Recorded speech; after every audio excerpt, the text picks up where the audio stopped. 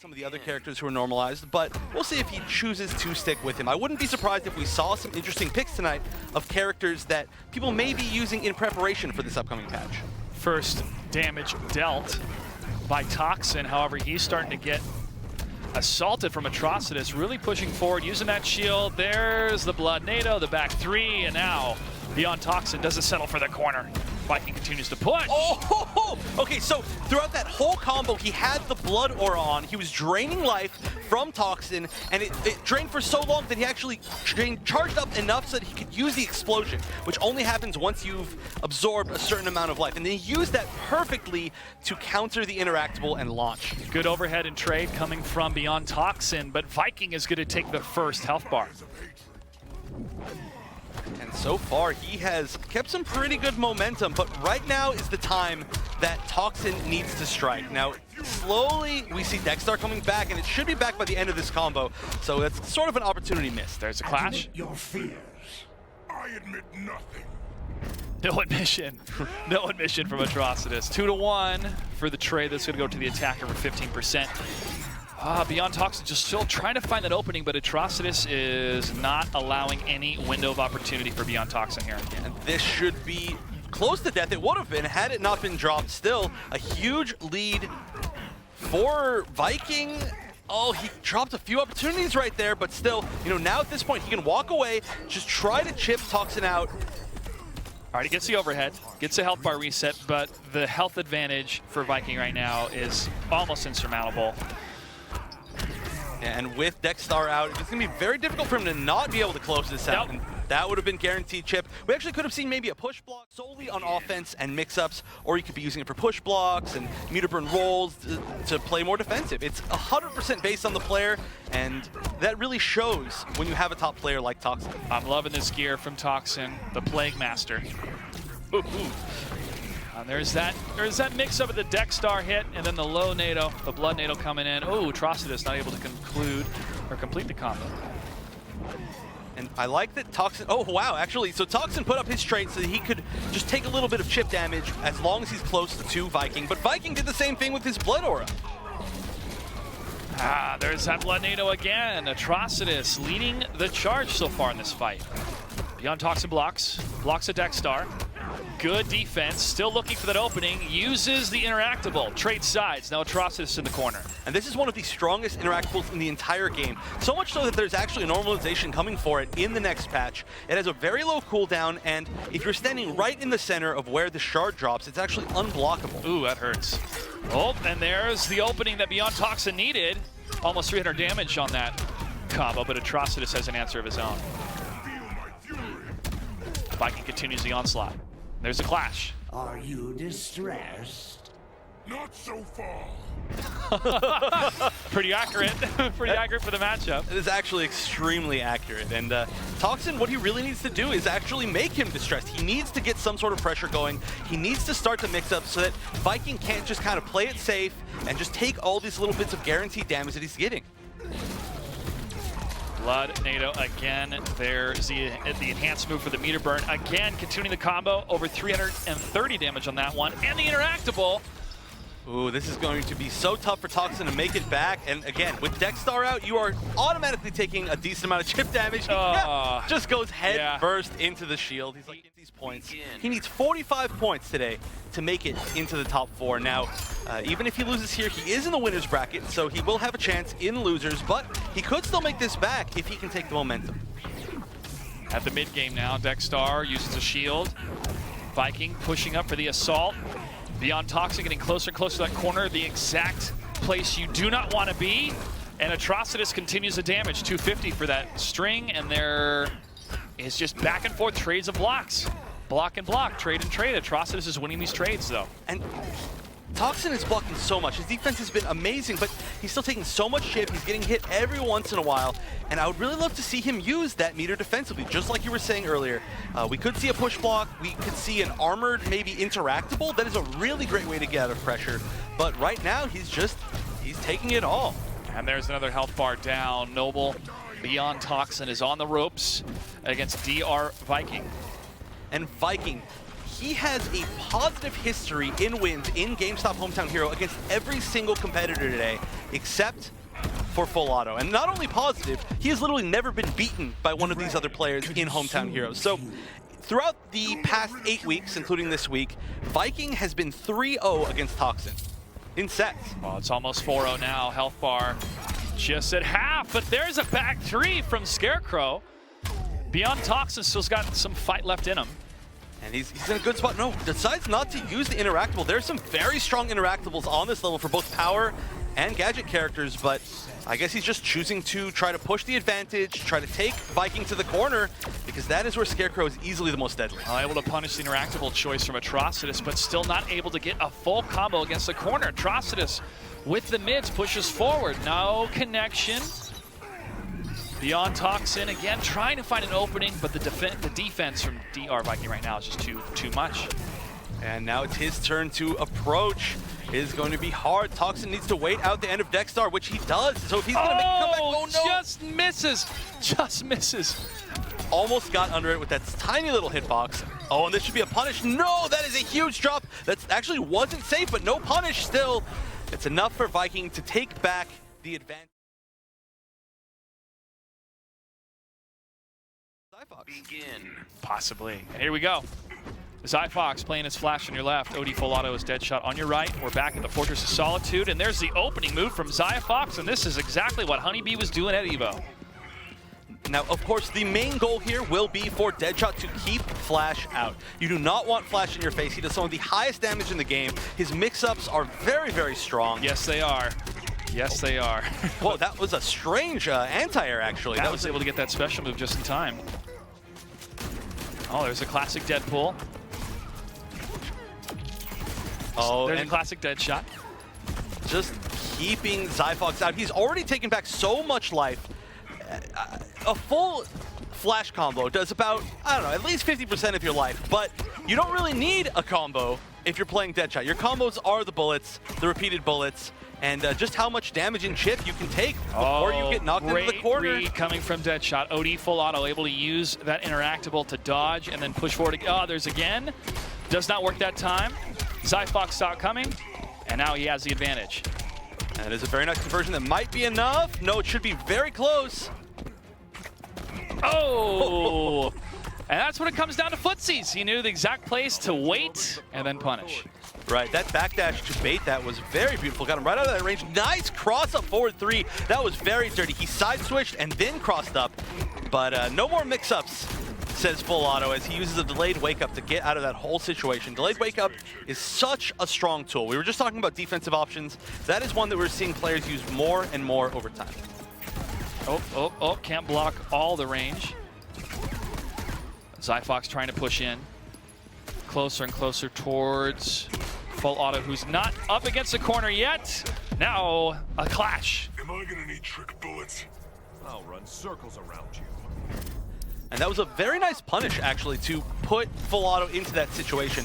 Not a lot of characters can punish the back 1-2 up 3 string, but Flash is one of them. And there's the trait, slowing of time, and the combo for 349 damage. Still not out of this yet because OD FullAuto is able to change it around, use the interactable again. Oh, and now Zyphox needs to get in one more time, but the meter burn low rifles are going to do their best to keep him out. This should be enough if he doesn't drop it. And that's another way to use meter, ladies and gentlemen. Yeah, meter management. Absolutely, and we're seeing a half of a character switch, you could almost say. A canon character switch. We're going to Barry Allen now.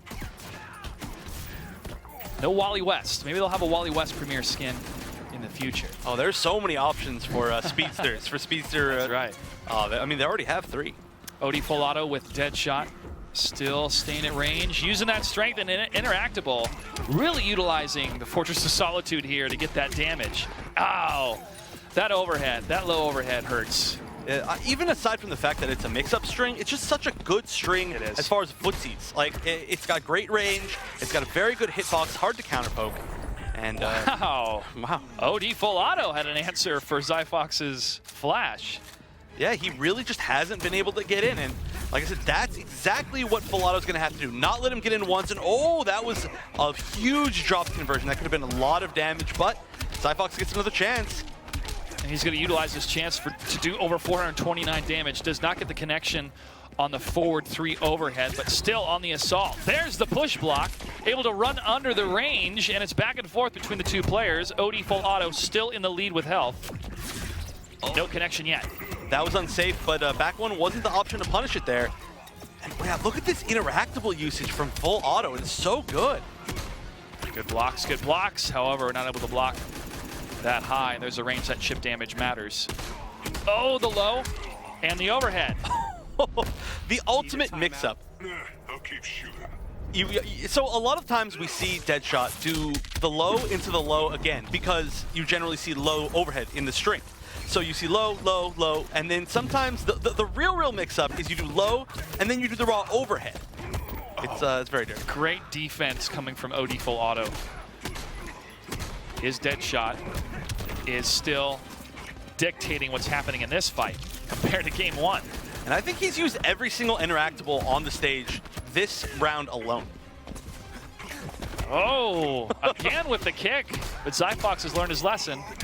And that's going to be a tie game as OD FullAuto takes 1. Will make a difference.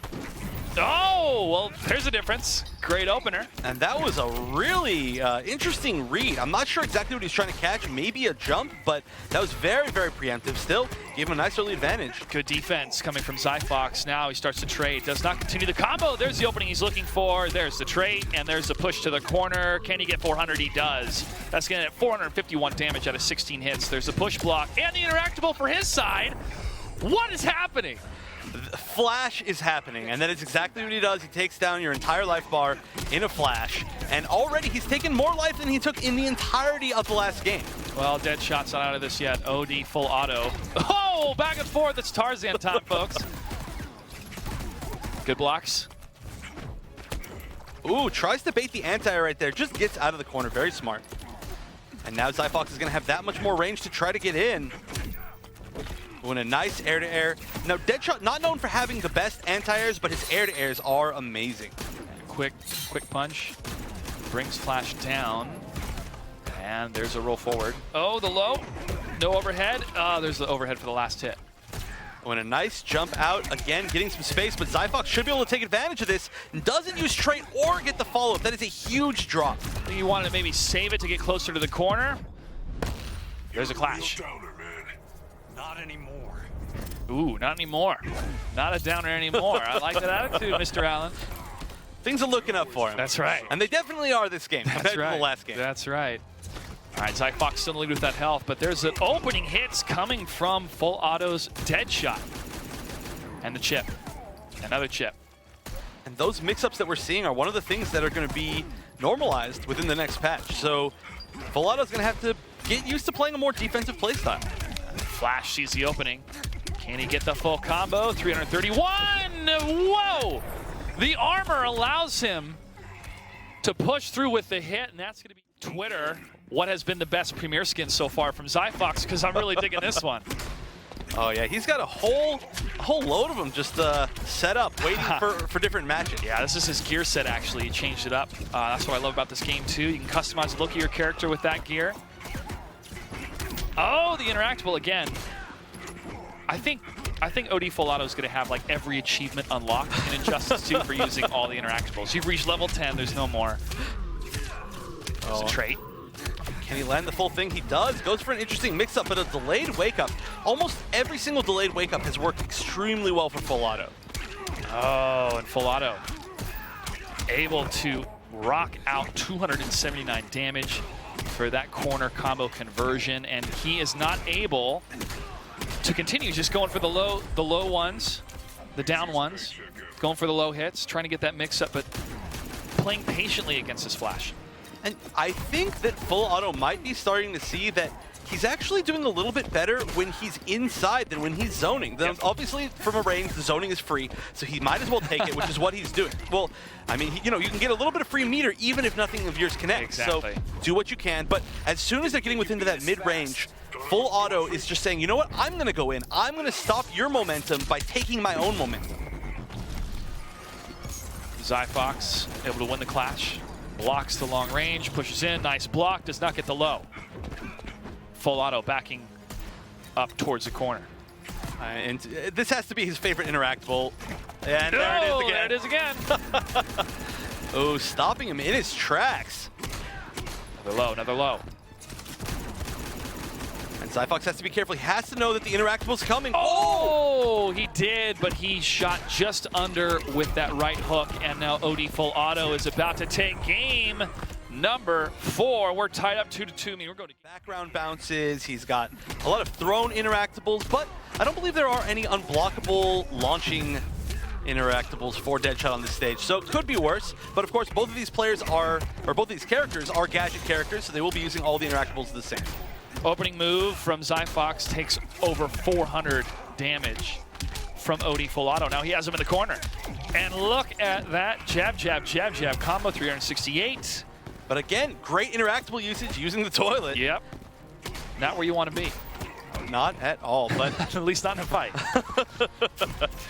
Lows, and more defense coming from Zyphox here. Pushes forward, there's the opening, and he gets the first health bar. That's textbook flash play. That is, and a great usage of meter burn roll to get in on the rifle, and he was actually able to punish it. And now FullAuto in the corner again. He's gonna have to get out. He's gonna have to get some momentum. And there we go. We've got another dive kick interactable. Oh my goodness! Here we go in the clash. You're a real downer, man. Not anymore. Not anymore. Not anymore. Not with this gear set. I can dodge bullets. Let's go. Oh my goodness! I can dodge your mix-ups too. Let me use my trait. This is flash, folks.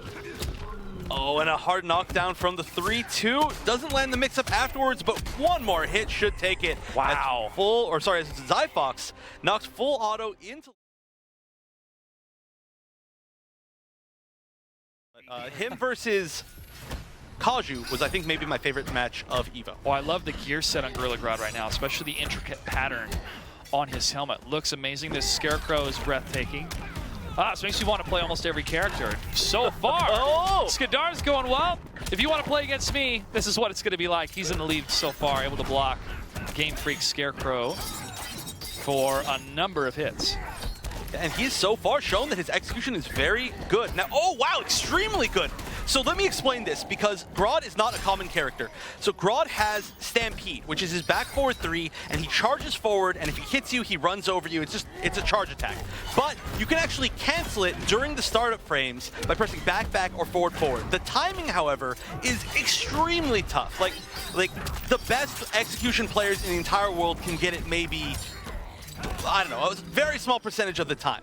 So he's already shown that he can do that consistently. This is not a...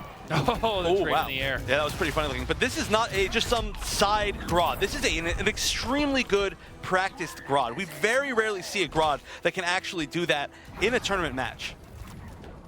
Well, Grodd is in the lead. Skadar able to take the first health bar, but not without a fight. And there is a long-range hit from Scarecrow. Oh, counter. And there's the wake-up attack, and that's going to tie up the game. Slight health lead for Skadar. And the biggest issue in this matchup is going to be just how good Scarecrow's normals are. Nice command grabs him out of the air. Wow. I thought it was going to be a chest bump. That's not the case. Oh, it actually drops the end of his combo. Oh! My goodness. I have not seen a Gorilla Grodd played this way. I love it. Oh, and again, he's going to spend the meter on this. Now, what that move is a actually command grab from the air. My birthright to Wow. All right, Gamefreaks winning that just with 1 bar, so both players still have a lot of meter left. Oh, able to punch through the armor. Oh, there's the opening he needs, and there's a clash. I will eat your brains. That sounds terrifying. That actually does sound terrifying. That's a little bit harsh. Yeah. All right, and again, not spending too much meter. Both of these players keeping it for conversions or pressure. Good blocks, but Scarecrow gets the low. There's the overhead. Continues with the combo. Can he get 300? He does. 348. Oh, the wake-up attack with the armor. And dropping in that combo is pretty big. This should be, oh wow, no Oki by Skadar, and he's almost lost. Right here, I think Scarecrow should just try to back up, turn on trait, and now it's going to be almost impossible for Skadar to win this. Even if he manages to land a combo, this whole time his life is draining. There's nothing he can do but try to wait it out, and there's just nothing he can do. Maybe his best bet would be, I don't know, win before that happens. Win before it happens. You gotta win before it happens. Do? That's the strategy. But Scarecrow, Gamefreaks able to get the first couple hits, has the lead. No connections yet. From the back and forth, there's an interactable.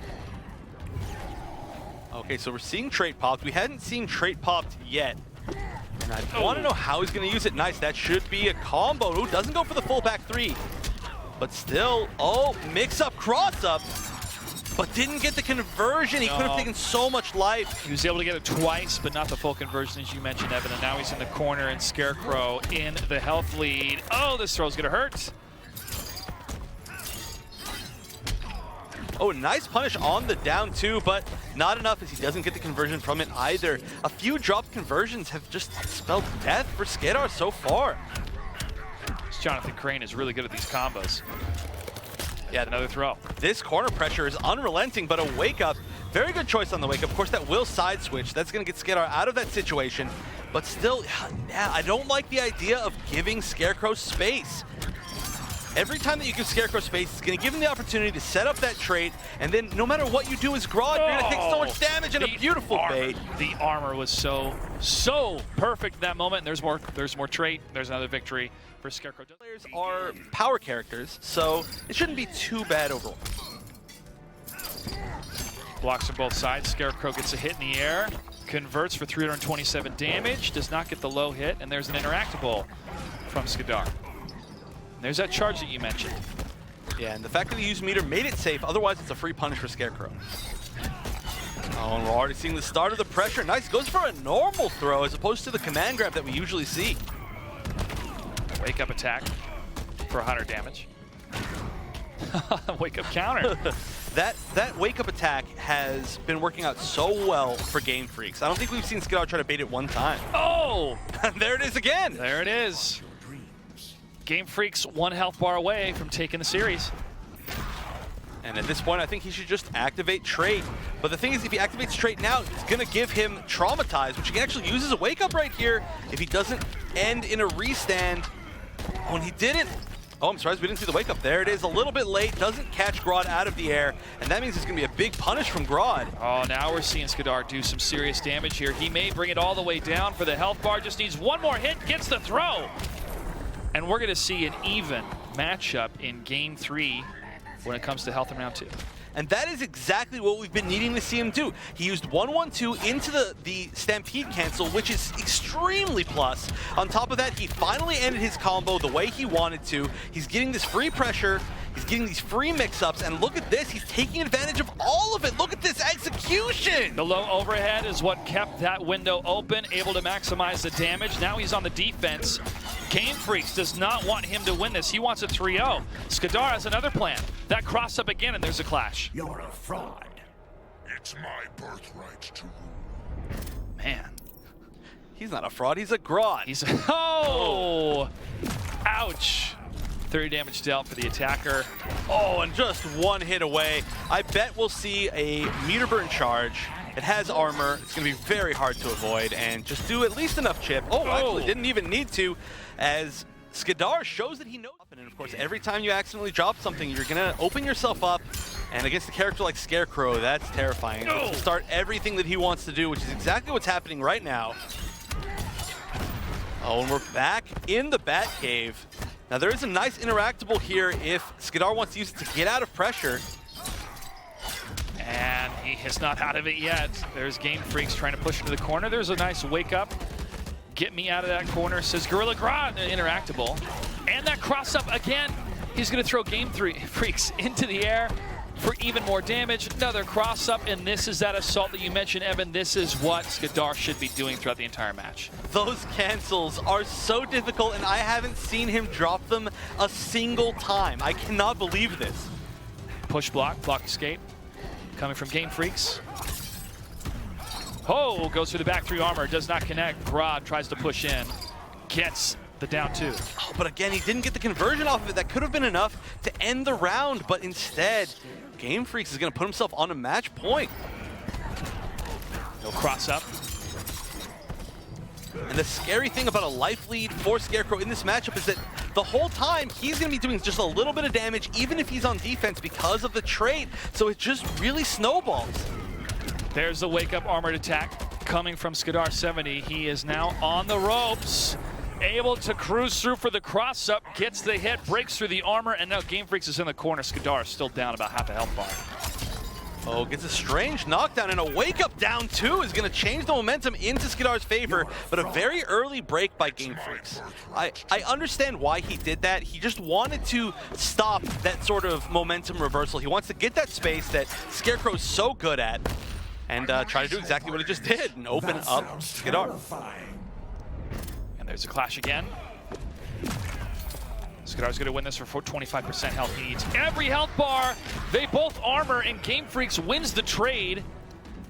And at this point, there's really not too much that Skadar can do. As you can see, he's just melting as he's just even being close. Oh, that's it. That is it. Gamefreaks takes it 3-1.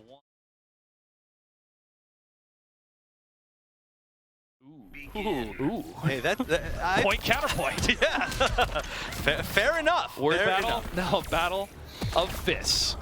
All right, now I feel like naturally this should be in Firestorm's advantage just because he's fire against plant. Sure. It just makes sense, right? But don't discount the power of Miss Pamela Isley. Okay, Dr. Pamela Isley, excuse me. Oh yeah, she didn't get that PhD for nothing. No, she did not. Give her some respect, Josh. I will. I'm sorry, Pamela. Okay. Nice interactable. And continuing the combo for 7 hits from TG, and he's going to take the first health bar. Firestorm's in the corner. Grape is not in a good position for game 1. And that ended with a very, very smart choice by GrimTG. Now, that's exactly what we just saw. Her forward 3 can actually be angled. So you can do it close, you can do it far, or normal. And he actually used it almost like a long-range normal, which he's using a lot right now, and it managed to avoid the ground projectile and punish it. Back in the corners, Firestorm. No connections yet from GrimTG. Grape trying to find an opening here, but great defense. There's one. Nope. Each time that Firestorm uses meter on that blast, it's going to be plus. And that was a beautiful backdash in the air to bait the anti-air. The interactable from Firestorm, able to blow up the cop car. Now trades for the opposite side, but Grape still needs a lot of help on the damage department. Fire can be a sign of hope. That's debatable. Sign of hope. You need all the help you can get right now. Grape, let's go. Should talk to Superman about that, I think. Yeah. They could relate.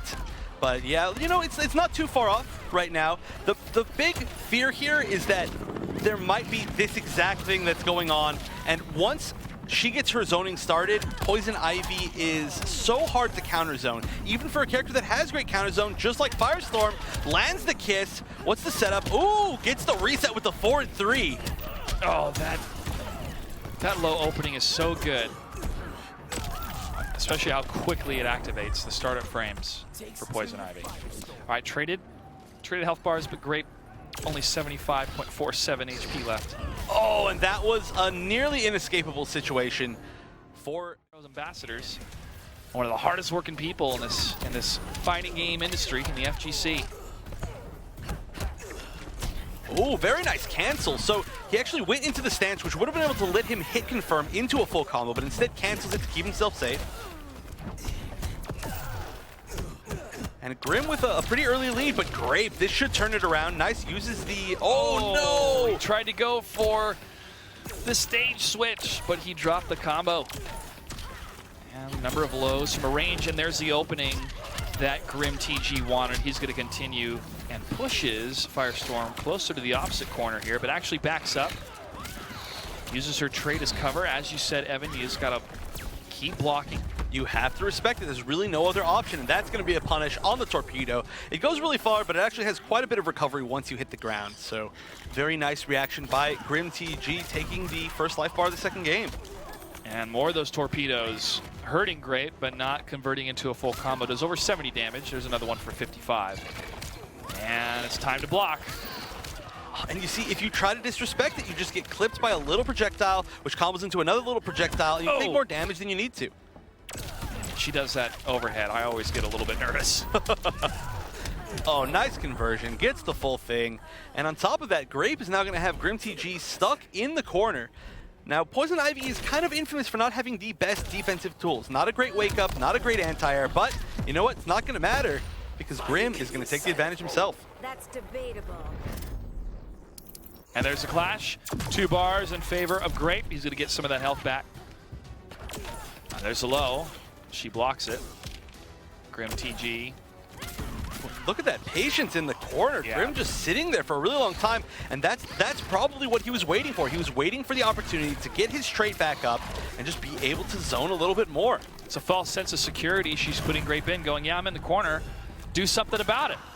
I'm going to keep hitting you with these long-range torpedoes from the ground, meter burn them, and do this guaranteed damage. Again, Firestorm just cannot move in, and there's the trait. Oh, nice usage of aerial mobility, but that is going to be the punish for death. That you just really cannot begin. And back on the same stage from last time. We're in the Batcave. We've seen this stage a lot today. Ooh, no whiff punish, but still gets a little bit of damage off of Poison Ivy's whiff down 2. Counter from Firestorm, gets the down 1, falls back. And this is the exact spot Grape was in these last 2 games, and there's the trait. He's going to have to hover here and respect. He stands up at the wrong time, and now you need to move right when the trait expires. Right, but he took a little bit of extra damage in there that he really didn't need to. You just have to respect it. There are players where you can disrespect it if their timing isn't good, but GrimTG has shown time and time again that his timing is very consistent. Well, Grape's now showing some fight, is still left in this fire. Gets the logos for the throw. That's 2 throws that GrimTG has been able to counter throw. Very, very good reactions. Especially how quickly these characters have to execute, how quickly these players have to execute. And there's a health bar gone for GrimTG. We're seeing some fight from Firestorm. Yeah, and this is one of the scariest places for Firestorm to have his opponent in the corner when he's got meter. He has so many plus frames. He lands the forward 3 reset. You lack experience. This is a completely different game than we've seen the past 2. 2-bar defense victory for Grim. But look at all the health for Grape. It's that low. Ooh, nice flip out. That actually got Grim out of the corner, but is it a little bit too late with this much of a life deficit? Low again. Grape mere moments away from taking a game. It's not going to be a blowout. It's going to be a 2-1. The effects are slightly different based on how many levels you have. As you can see there, the 3 orbs on his little chest piece that he has. Now, at level 3, he gains life back. He does damage over time if he hits you with any of his specials, and a lot of his moves that don't launch now launch. So his mix-up potential goes through the roof, his damage goes through the roof, and he just becomes a monster. She has to make the choice of using either 1, 2, or all 3, waiting for the full charge. Well, right now he's got the low hit. The overhead will continue the combo against Poison Ivy, played by GrimTG. And Firestorm is now back in the health lead, but there's a back 3. And he does have that fully charged level 3 trait, but we haven't seen him activate trait more than maybe 1 time throughout this entire set. Oh! Unable to connect on either hit, so close. Oh, and a nice conversion. One of the only ways that Ivy really gets a combo from her down 1.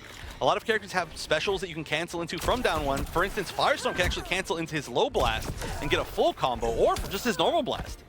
But Ivy using the background bounce, so important for certain characters. And there's the health trade. GrimTG slightly in the lead here. There's the low, and that's the opening that Grape wants. Pushes forward. That's going to give him the corner positioning and the life lead. Now, if he can mix up like he did last game, this is going to be very tough for GrimTG, but GrimTG has full meter. I would love to see a push block, a meter burn back 3 exactly like that. That's wow. Third counter throw coming from GrimTG here, but that's not going to help him out too much. There's the activation of the trait. You see the blue flames.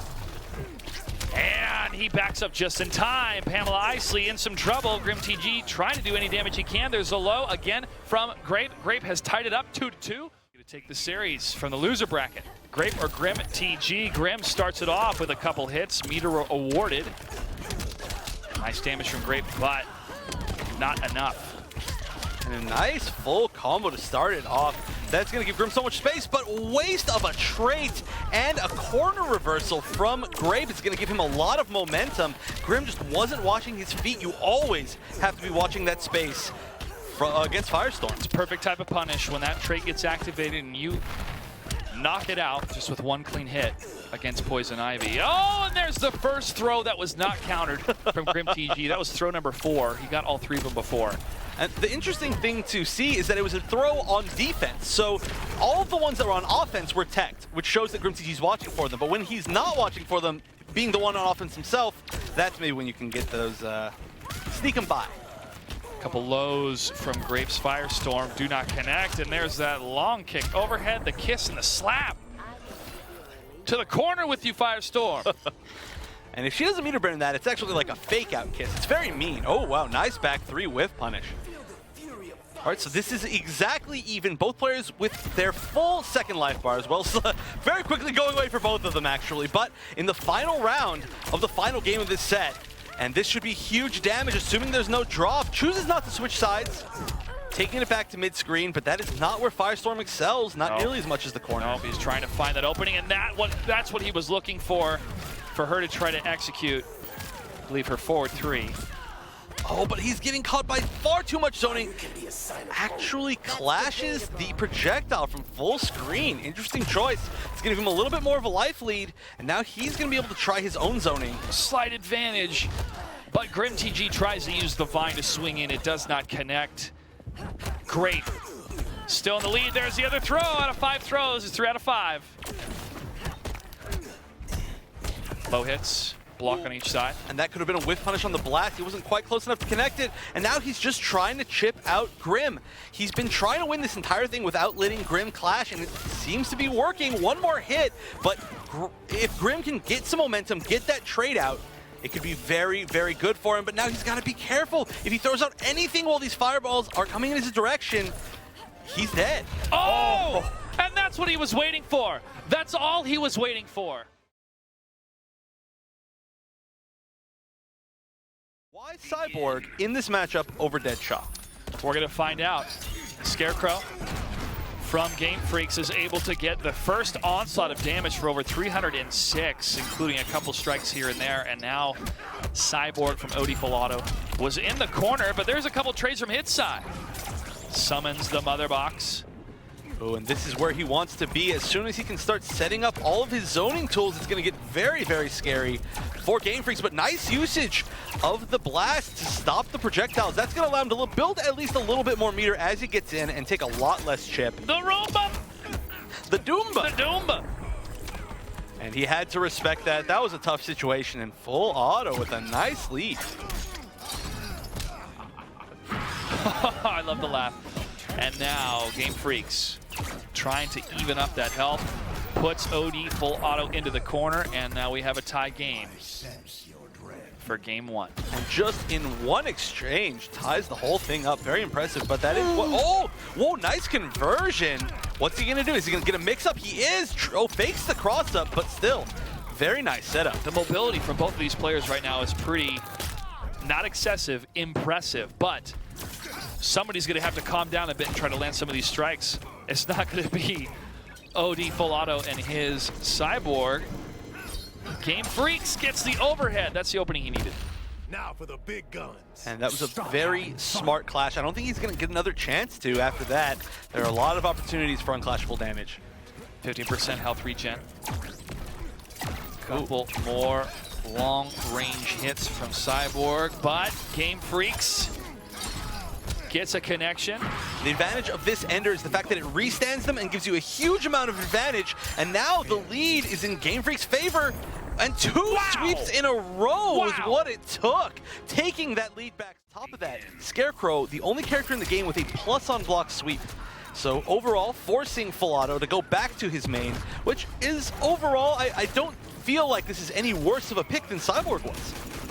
Deadshot from long range again, utilizing the zoning that everybody knew he was good at from game 1, but you can't discount the mix-up potential, but still staying in range, and there's the potential teleport coming from Scarecrow, but OD FullAuto was ready for it.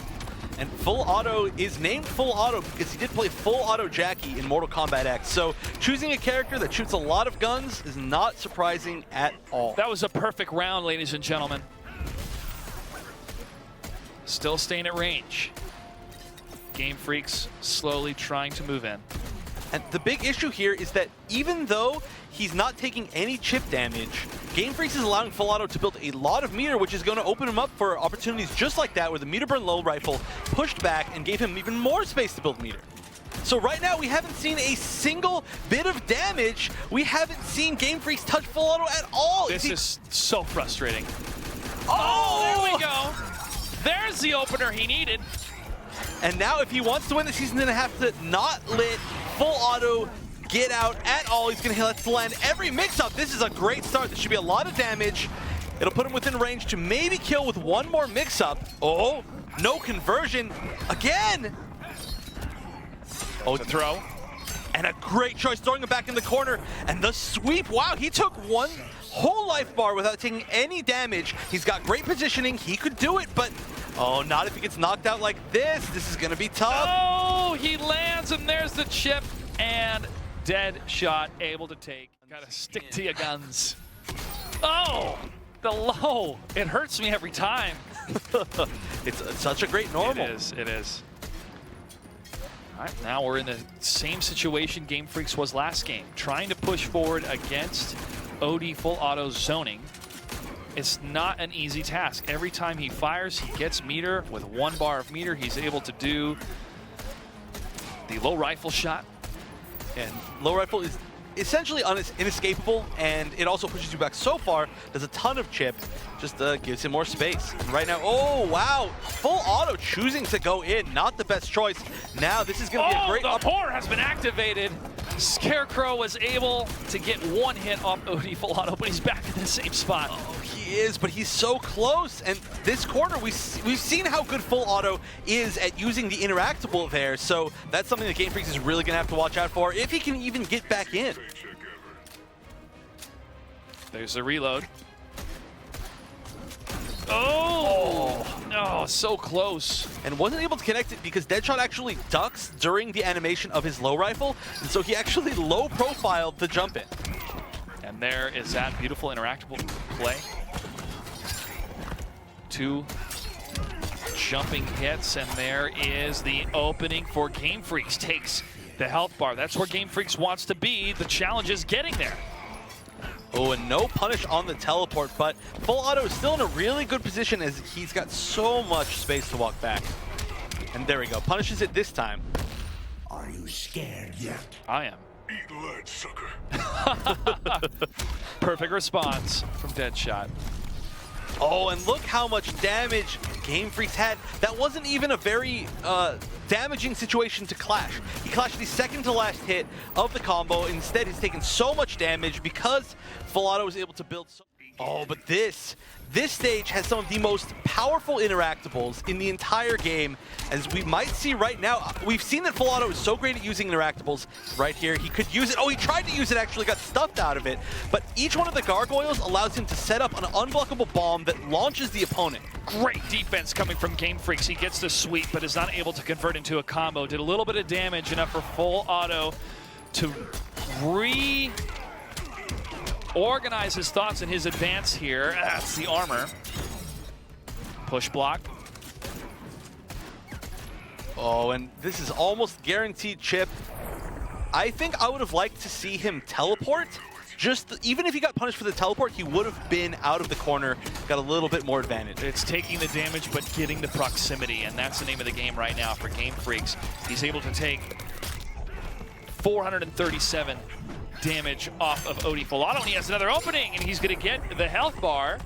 And even though Gamefreaks is down a game, we're just about tied when it comes to the health bars here. Yeah, and you see, he got in once, just the 2 combos, tied the entire thing up, but now he's got to get back in again. There's a gargoyle, and he advances forward. It was so smart to use the meter on the gargoyle that allowed him to absorb the gunshot and then get in on FullAuto. And now look at him, he's got the life advantage. He's going to get an OP situation off of this knockdown. Oh, he goes for the sweep, but he gets the high strike as well. and the clash. That's the point. And now there's going to be a little bit of life back for FullAuto, but the advantage, the screen positioning, it's all going to be in Gamefreaks' favor. Oh, but again, FullAuto's favorite interactable, anyone that you can jump off of and dive kick in the corner. So this is going to be, it's going to be tough to bait all that, and he's slowly taking the life lead back just with Chip alone. Well, we finally found what terrifies Scarecrow, and it's Deadshot from a distance.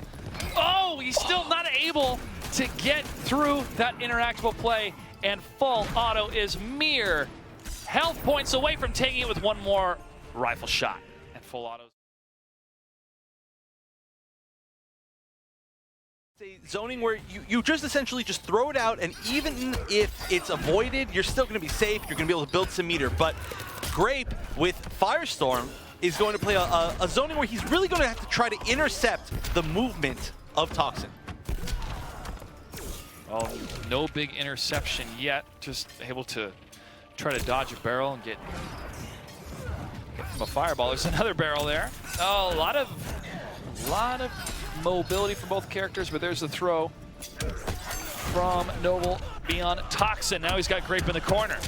Oh, and all of that was accentuated by the fact that he actually had trade on. Wow, and a bait on the wake up down one. That actually wasn't a real wake up attack. He just tried poking, but regardless, the bait worked. And BeyondToxin loses the corner advantage. Will goes back to it, but that was an interactable coming from Grape. He goes for the back three. Drops the combo. Good defense from BeyondToxin. Blocking all of the pressure and now taking his own turn. If he can just keep Grape locked in that corner, it'll be his. But Grape really returning the pressure. Oh, just trying to find that opening. It's not low, there it is. These two haven't even been moving around the screen. They've just been locked at a point-blank range for this entire match. It's definitely a testament to the defense of both these players. There's the health reset, but Noble Toxin is in such a lead. It's going to be quite an uphill battle for Grape to take this game. Oh, He's gonna try. And that was so smart. Toxin tried starting off by summoning his trait, which would have put Grape into that space that we saw against Skadar, where Skadar had no chance of making the comeback, but Grape actually intercepted him. Still, it wasn't to 100% of what his opponent does. And here we go, game two. First meter awarded to Grape with the overhead, uses the interactable, gets the low. Good start for Grape. And that was a beautiful usage. That was an inescapable, unblockable, interactable setup. And now actually, if he uses the interactable on this side of the stage, it will be so hard for Toxin to get in. But first he's gonna have to push Toxin out. Or just continue the pressure on him. He's continuing the pressure. You can block all you want. I'm just gonna move you away from the corner. You afraid of that? Well, there's a couple more fireballs for you. Ouch. And that's gonna be health advantage. I'm a nuclear-powered badass. Yeah, it's just that you are, Grape. That you are. Now BeyondToxin is on the back ropes. There's another great low. Good combo sequence coming from Grape with Firestorm. Oh, uses the interactable. Drops the combo, but again, showing a really good usage of interactables. That would have been a huge combo, and still with a huge life lead. The throw. The activation of the trait, but there's some damage from Noble BeyondToxin for over 315. Oh, I think that may have been an accident. Threw a point-blank fireball over Toxin's head, and now Toxin's got a little bit of it. Oh, never mind. Oh, again though, drops the combo. Now, he has landed 3 separate unblockable interactable setups, but then dropped the combo for 2 out of the 3. It could be nerves, it could be I didn't expect that to hit, or it could be I didn't want to do a combo. I want to clash. Nuclear. Burn yourself out. Yeah, the one advantage of that, actually, speaking of clashing, is that now Toxin himself is in a situation where he might not be able to clash anything. And that's going to be game 2 in favor of Opponent uses meter to gain plus frames, because then at that point, you're essentially just trading a meter for a meter, plus you get space. that interactable is able to connect. That's going to give meter to Grape for a first hit. Oh, that's no. your favorite. This is, yes, this we talk about this quite a bit, but this is one of the best interactables in the entire game. And if I was Toxin, I would actually try to get over it and maybe stop my opponent from using it by throwing it. But instead, you know, Grape, he's trying to stick with that whole offensive idea, but he's been doing really well. BeyondToxin able to bust through the offense of Grape. And there's another throw. And now the tables have been turned. Meter back 3. No connection. Good blocks for both sides, and Scarecrow gets the wake up and takes the first health bar off of Grape. There's a low from Grape. Another low blocked by Scarecrow. Oh, back 3. Here we go. Opening it up for some serious damage. And that is exactly what we saw from Grape in his first set of the night. Those meter burn back threes to intercept Footsie's normals have been working really well. And as he ties it up. That you did. Glad that Firestorm is so proud of himself. Oh, okay, back 3 from Scarecrow. There's the clash. Nuclear. That sounds terrifying. That is pretty terrifying. That would pretty much end everything. Yep, that's not how I want to go out. Low. Oh, nice catch. And every single time that Firestorm catches you with a full screen projectile, it is a ton of damage into a setup. Oh, doesn't have the meter to convert, but now Toxin's turn for mix-ups. Good throws, good mix-ups, good pressure, good damage. 249, and there is the next answer. It is Noble. Noble Toxin. BeyondToxin is up 2-1, and he gets the first hit and the interactable out of the Empire Theater, the prop room. Oh, and that is, wow, it should have been a little bit more damage, but just takes the nice knockdown. Oh, and meter burn back threes from both players, both using their meter to try to catch those Footsies normals that both of these characters are known for. Both of these players have definitely been adapting to each other, but Noble BeyondToxin is the one bringing all the different tech, using the throws again and again and again, and he is going to take the first health bar. Noble BeyondToxin is 1 health bar away from moving on in the bracket. And of course, like I was saying earlier, it is so easy for Scarecrow to snowball with a life lead. As you can see, even though Grape is doing the combo, he's taking damage over time. Still, look how long that's active for. Look, he's taken about 20% of his life and he hasn't even been hit. Ooh, the throw was missed. Trying to duck. Grape on the back foot. Another throw coming from BeyondToxin. Oh, and we're seeing the trait be popped. The trait's going to be really good for Grape right here because it'll actually give him a lot of life back. And there's a round reset. Half a health bar left for Grape. No BeyondToxin. Uses the interactable, just misses. There's some zoning from Grape. He's able to read the teleport, and hopefully he can maximize the damage for this combo. Oh, and the damage over time actually stopped because it's fully charged, so it actually removes the aura from Toxin, but this should almost be enough. Oh, 9.94, less than 1. And that's it. We have to say goodbye to... Hey, it's working for Forever King so far. It is, and Toxin. So Toxin's been playing this character. Oh, what a mistake. He tried to let go of the trait bats and instead got the spin, which then in turn wasted it for him. Well, that was a thing of beauty, that interactable. The center of Joker's playground. But this is all too familiar. And even though Batman has some of the best anti-zoning tools in the game, he still has to respect a lot of Deadshot zoning. So I mean, it's scary when he gets in, but overall the mobility isn't particularly better than Scarecrow. And also keeping an eye on the meter. Just activated again, meter burn rifle. Look how much damage FullAuto is dealing as Toxin tries to make his way in. He's got almost, now he's got 3 bats set up. I think he needs to summon them and use them as a tool to at least get a few free dashes off. Well, here is the opportunity to do it. Oh, just walks forward and takes a bullet. Well, I'm the Dark Knight, man. It's not going to stop me. Here we go. Oh, and this is a great opening. Batman pressure is unrelenting, but nice usage of the interactable by FullAuto. Is going to get the corner advantage, and oh, didn't let him jump out. That should be a full punish. Arkham's your next stop. Eat lead, sucker. Oof. All right, there's the clash. 2-2, it's tied. BeyondToxin needs some help here. Activates the Batarang, throws it forward. As you said, Evan, that's what he needs to do in order to cover the gap.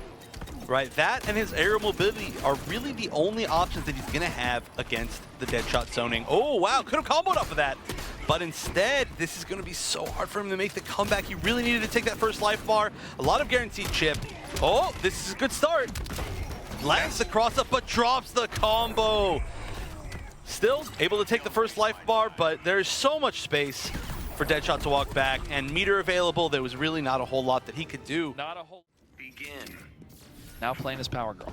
And interestingly enough, because we're seeing these switches, it wouldn't seem that way, but throughout the rest of Hometown Heroes, Toxin is 4 wins and 0 losses against FullAuto. So I don't know what switched recently, but Toxin's trying some different characters. Doesn't seem like he's comfortable with his main. I don't know what character he used in those matches. Well, there's a bit of a mix-up coming from FullAuto for some more damage, but I like the trades coming from the eye lasers here of Power Girl. Oh, does not get the freeze breath. Using meter for that. And Toxin using the mobility and the counter zoning of her trait to already be doing considerably better than he did in the first match. Just using those that overhead, good defense, good blocks from BeyondToxin. And OD FullAuto now has a health lead.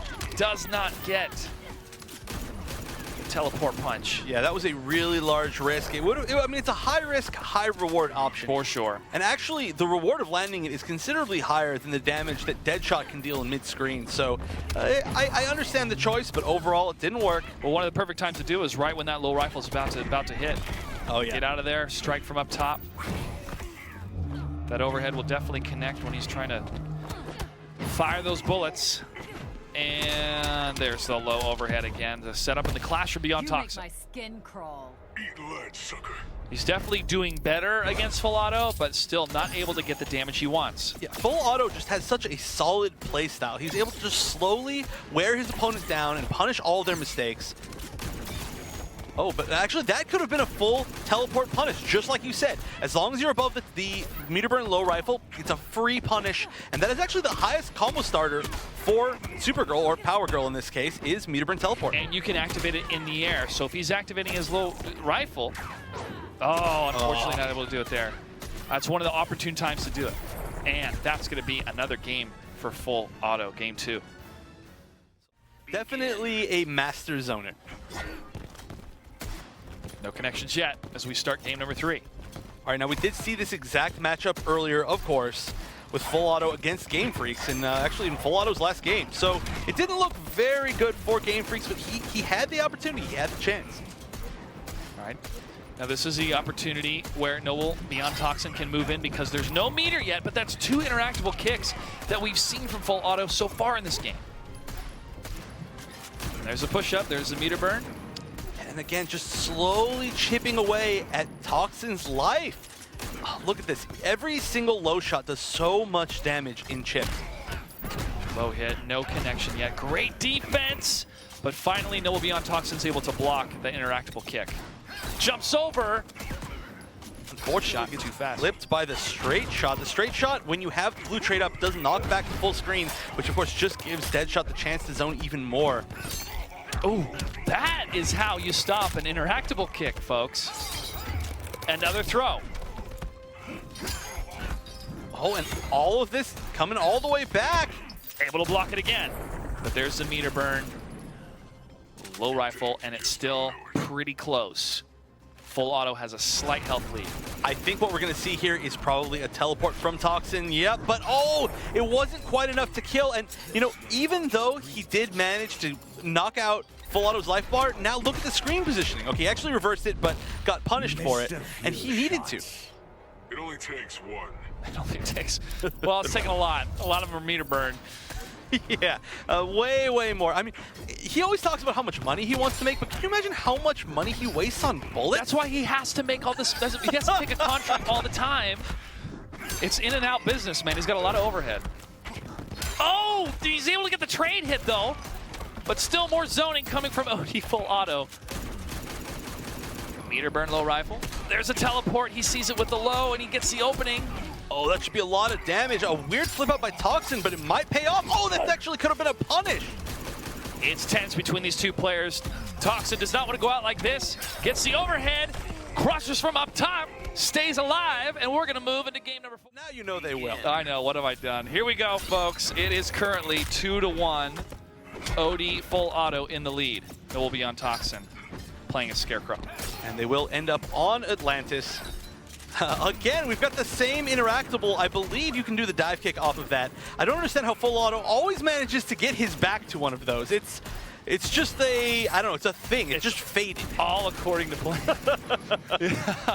Dr. Fate's like, every time you play on this stage, you will get access to this interactable. Well, the access to damage right now is definitely in favor of OD FullAuto, who has taken down the health bar BeyondToxin almost all the way. Still a little bit of fight left for the first health bar. Unable to connect with that onslaught. And there's another interactable. Actually, I was wrong. So I thought that was one of the dive kick ones, but just like the power characters, it looks like the gadget characters punch a hole and use that sort of water jet. Well, it's Atlantis. It makes sense. Oh, did you see him make the... he got a wrong input because of the strange cross-up situation that Toxin put FullAuto into. So he actually got a wake-up meter burn low rifle back. Well, actually, it wasn't meter burn, but yeah, look at that. Toxin, just like I said, Toxin got one advantage. He got in the single time, even though he was down to about 25% health left in that bar. He has the lead. He's got to maintain the advantage, though. He is down. There we go. There's that throw. We saw the throw being very effective continually when he's up close and personal with Deadshot. He needs to continue that. And as he strikes closer to the corner, tries to use more interactables on his side, gets a couple hits, does not read the interactable play, the bomb being set by OD FullAuto, and there is the clash. Missed a few shots. It only takes one. And this corner interactable on the right side is another one of the strongest interactables in the game because you can drop an infinite number of unblockable combo starting bombs on it. So if FullAuto can get his back to that, that'll be a scary situation for Toxin. FullAuto was able to read that teleport a little bit earlier, reads it again. This seems to be one of the most viable options that BeyondToxin has, but it's unsafe. And it's being read by OD FullAuto, except for that time. There's a low and a nice little poke, but unable to continue with the damage, goes instead for the push. Oh, and it's going to be so hard for him to get in and then not get hit by the bomb if he can even get past the chip, which he will not be able to do, as FullAuto is going to move in. Be on Red Sun Prison. Now, the real question is Flash fast enough to outrun Dexstar? Because Dexstar is the scariest thing that Atrocitus has. Especially that shield. No full combos yet, just a couple pokes here and there. And Viking is slightly in the lead. And we've seen Zyphox use the explosion interactables completely out of range, just to, I think, maybe get rid of them. Yeah. It's a very interesting choice. Take him out from the situation, get him off the battlefield. I can understand that choice, but right now he's got to focus more on doing damage to Viking's Atrocitus. Dexstar was out for a bit. He's not able to find an opening yet. And Zyphox has run into a lot of straight bombs. Look at that. Look how many Vikings throwing out in a row. Again! It's the only footsie tool he's using right now. That's all he needs. It's proven to be effective. There's an opening that Zyphox needs. Continues the combo, pushes towards the corner, gets 198, now over 200 and 336 on that series. Gets the overhead. Look at all the health melting for Atrocitus. Just a couple more hits and they're going to have an even health bar. Oh, almost. Zyphox has one little sliver left on his first health bar, and that disappears quickly. Well, and that is exactly what we keep seeing. We have these powerhouse rushdown characters that just need one good opportunity to make it in, and wow, what a great anti-air off of the interactable. But Zyphox turning around, getting that corner positioning, which is so good for Flash. Still, though, Viking trying to land some of these Dexstar mix-ups. Nothing really solid connecting. Good defense by Zyphox. That's all he needs to do. Let Dexstar disappear. Oh, unable to block. Oh, great anti-air again. But there is that opening that you mentioned, Evan Hashimoto. That's all these powerhouse characters need. There's another one with the overhead. No trait yet. Oh, the meter burn. 4-3. Goes for the back three. And I don't know why top tier only, or Viking didn't break earlier. He could have clashed so much earlier, saved himself this trouble. Now he's one hit away from death no matter what. There won't be a chance for him to clash, but he won't need to as he baits, I think, maybe. Justice using the hashtag Hometown Heroes. And big shout out for all of our supporters tuning in tonight, especially from the Miami region. And there's a trait activation. Brainiac with the tendrils goes, I know you're slow, but I still got it. And that was a very nice combo, actually, but Viking's making the comeback here. Is he going to use it himself? No, he's not going to get the chance to. Oh, and great defense. Oh, it's just that third hit. He keeps either trying to press a button or letting go of block. Yeah, there's, of course, the great overhead low mix-up that's just built in to that string that Atrocitus loves so much. And right now, oh, again, he has been anti-airing so well with that down two. Atrocitus is not known for having the best down two in the game, but he is just reacting so fast with it. When you got a cat like Dexstar, you don't need a down two. Exactly. Oh, there's a sweep. That's an opening that Zyphox needs. There's the trade pushing into the corner. Kick, kick, kick. Rockets. Almost 500 damage on that sequence. And we're almost about even here. Slight lead for DR Viking. Yeah, and we could have seen Zyphox get the kill, but he did drop that combo, which means that there was a little bit more space for Viking to maneuver at the start of this life bar. Oh, but still, Zyphox has been jumping in a lot. Viking not really getting the anti-airs that he needs. Notice the continual blocking low. Didn't think you'd be this fast. I will dictate the pace. Ooh. 2-bar, clash ties. And Dexstar is able to cancel out the trait from Zyphox. The defense from Zyphox again. He gets hit by the overhead, but no full combo coming from DR Viking. Health is low for Zyphox, and he does not have a clash. He's in the corner. Oh, and again, throwing out those preemptive vomits, but Viking taking game 2. Throwing out those preemptive vomits is a quote that's going to live with me for the rest. There's all sorts of move sets that the other player, the opponent, goes, okay, I got to remember. It's this startup frame, it's this, it's that. And it can be a little bit tough, but so far so good for DR Viking. He is on the onslaught right now. Wow, just out of range of the Kudu, and that's going to mean that Viking can still hold the center, but not for long. Zyphox is going to do this combo. It's a very long combo, so it's actually going to use up a lot of time of Dexstar.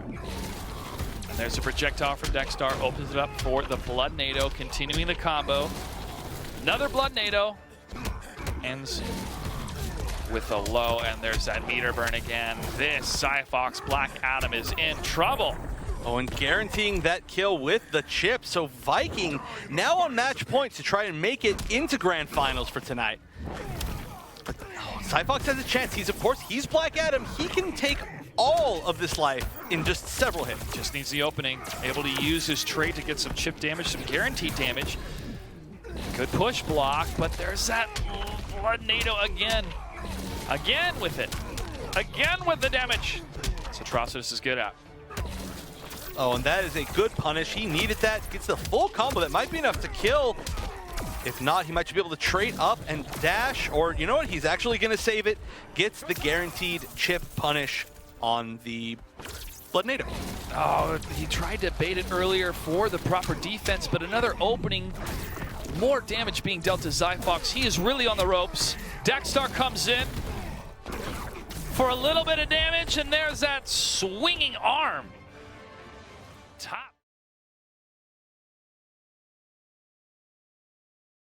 For Miami. And here we go. It's Cyborg versus Atrocitus.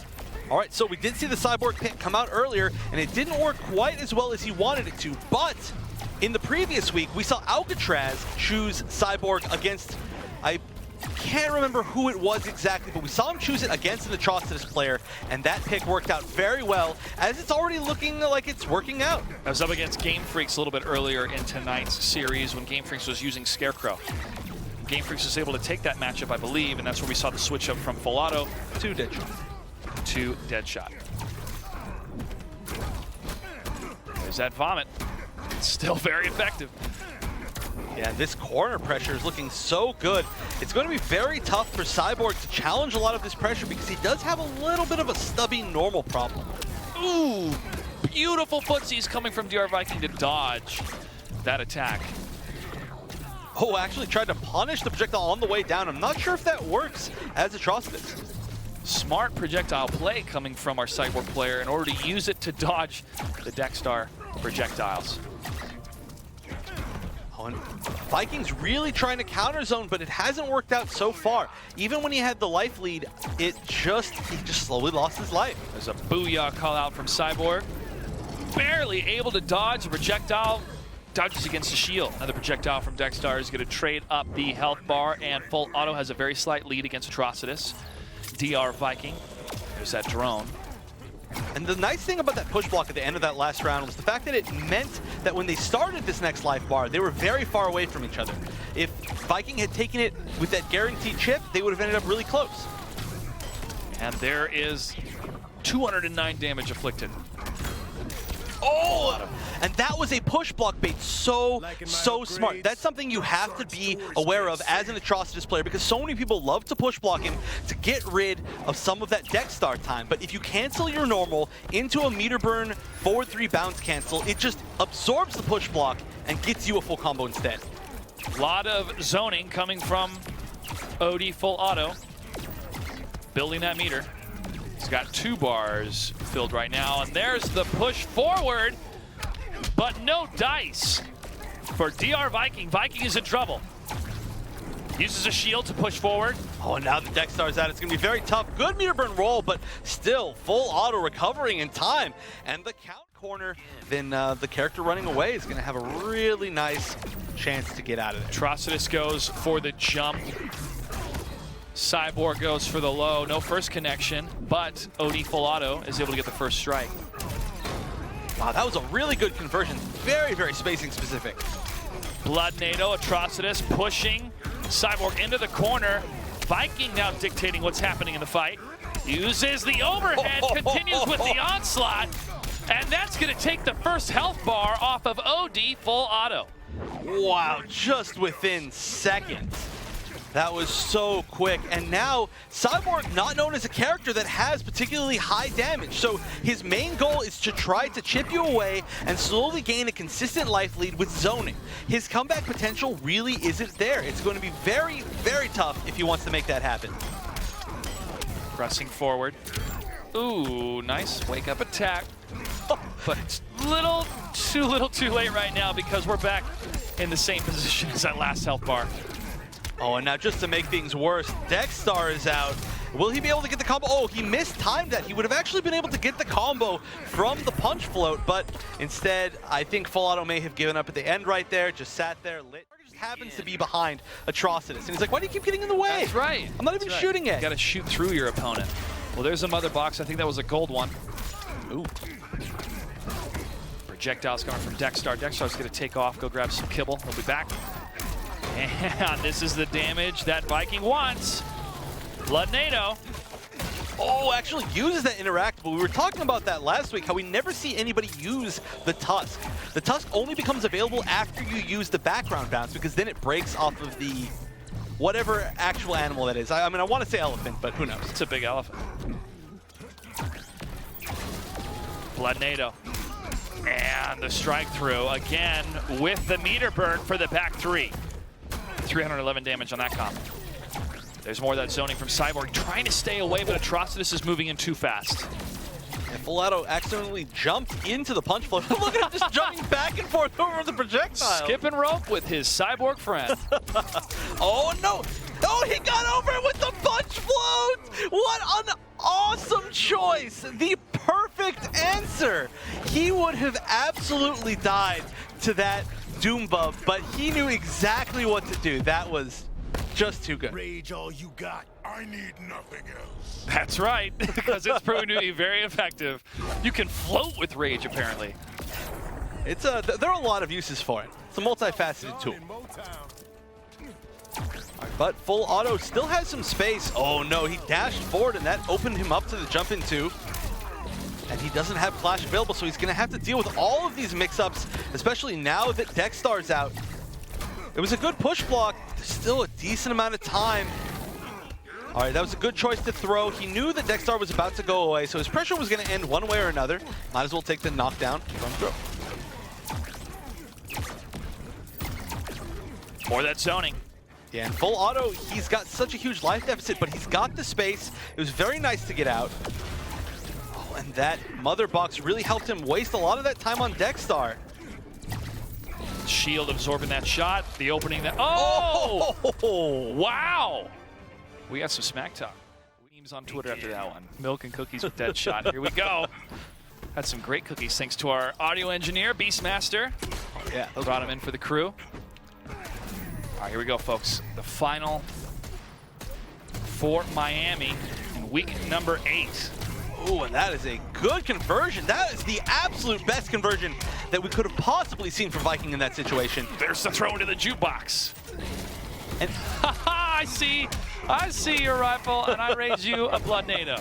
And he said, I've got a low projectile too. But you know, one of the things that I love the most about FullAuto is how he uses his interactables. But he isn't able to use interactables in the same way when he's using a power character like Cyborg. So that's one of the reasons why I really like seeing him choose Deadshot. Viking in the lead.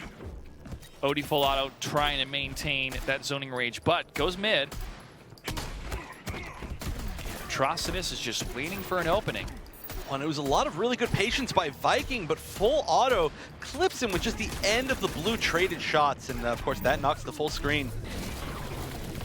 Now, one of the biggest aspects of this matchup is saving meter as Deadshot so that you can challenge the shield as soon as Dexstar is out. DR Viking still in the lead on health, and OD FullAuto's in trouble in the corner. Oh, the trade from the wake-up or the armor, and that goes in favor of Atrocitus, but there's another wake-up attack from OD FullAuto trying to get out of the corner, and the clash. For you. It cannot trump rage. And the clash winner is nobody. It's tied. Yeah, FullAuto could have won that with his 1 bar, but instead he wanted to use it for the pushback and the chip of meter burn low rifle. Oh, he gets opened up, but no full conversion by Viking. He didn't have the meter. Still, this is going to be a lot of damage, and he's 1 mix-up away from taking the tournament.